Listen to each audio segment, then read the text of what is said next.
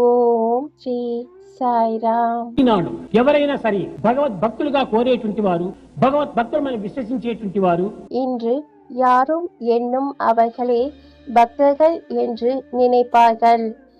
மாம்சபட்சண వదలాలి. அவர்கள் இறைச்சி உண்ணுவதை விட்டுவிட வேண்டும். కారణం ఏమిటి? காரணம் என்ன? ఈ పశుమాంసము నీ పశుగుణములనే పెంచుతుంది. இறைச்சி விலங்கு பண்புகளை வளர்க்கும்.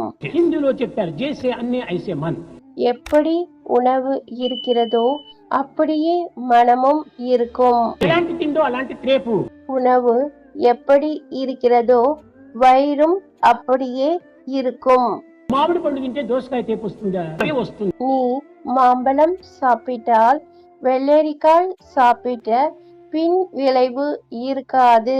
కనుక మేము ఈ దుర్మార్గమైనటువంటి గుణములతో కూడినటువంటి క్రూర మృగముల యొక్క